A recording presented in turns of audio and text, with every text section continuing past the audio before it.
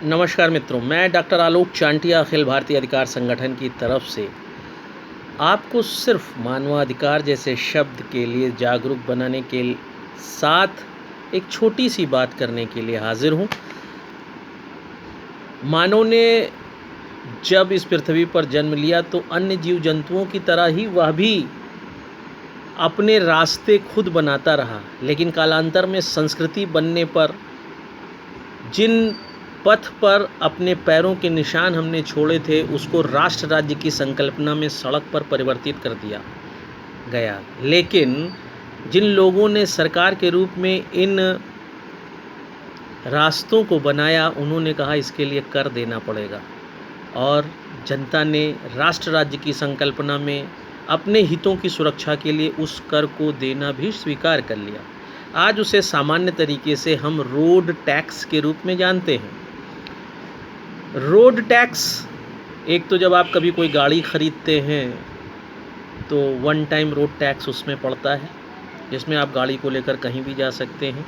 इसके अलावा एक जो राष्ट्रीय राजमार्ग के रूप में देश में सड़कों का जाल बिछाया गया, उसमें टोल टैक्स के रूप में भी रोड टैक्स लिया जाने लगा।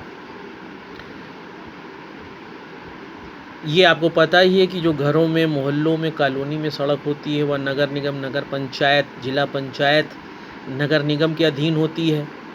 वह भी आपसे गृह कर के रूप में रोड के लिए पैसा लेते ही हैं।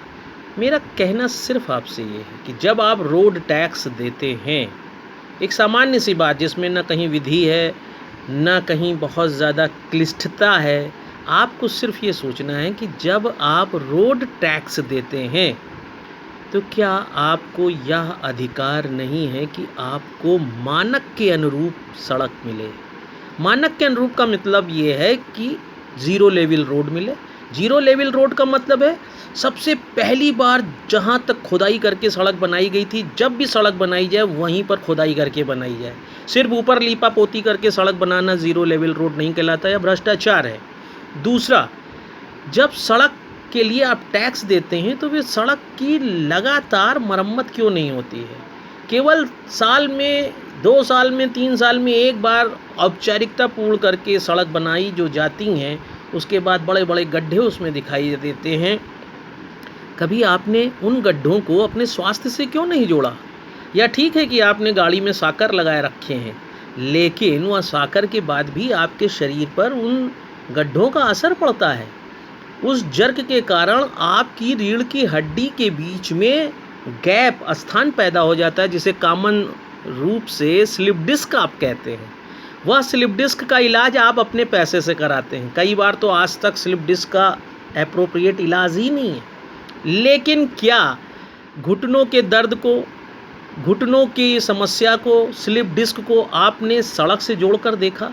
क्या आपने ये माना कि ये सड़क ही मानक के अनुरूप नहीं थी, जिसके कारण आपका जो जीवन जीने का, स्वस्थ रहने का अधिकार है वह धूमिल हुआ है, वह अविधिक रूप से आपके जीवन को प्रभावित कर चुका है, और उसके लिए आपने कभी भी कोई मांग नहीं किया?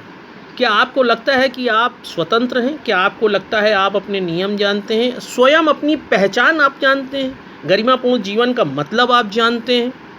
बिल्कुल नहीं जानते हैं, क्योंकि आपने कभी भी सड़क के ख़राब होने पर किसी भी प्रशासनिक अधिकारी को नहीं लिखा होगा, शासन को नहीं लिखा होगा, क्योंकि आप यह सोचते ही नहीं हैं कि सड़क आपके ही पैसे से बन रही है, आप उसका कर देते हैं, और अच्छी और मानक के अनुरूप समतल सड़क पाना आपका मौलिक अधिकार है।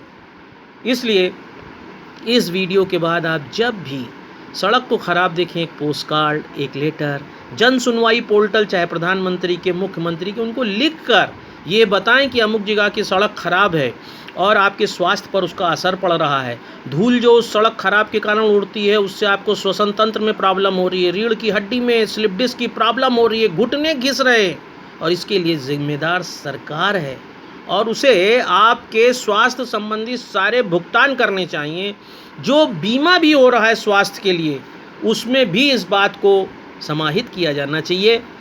तो अपने अधिकार को जानिए और ख़राब सड़कों के प्रति मुंह खोलिए, बोलिए, ताकि आपकी रीढ़ की हड्डी ठीक रहे, घुटने की हड्डी ठीक रहे, घुटने की हड्डी के साथ साथ नाकों में धूल न घुसे, क्योंकि सड़कें समतल पाना आपका अधिकार है। यदि आपको यह बात समझ में आती है तो इसे दूर तक ले जाइए, क्योंकि अखिल भारतीय अधिकार संगठन आपको सकारात्मक पहलुओं के साथ आगे तक ले जाना चाहता है, देश को मजबूत बनाना चाहता है। तो आज से सड़कों के लिए आप मुंह खोलिए, बोलिए और राष्ट्र को मजबूत बनाइए। जय हिंद, जय भारत।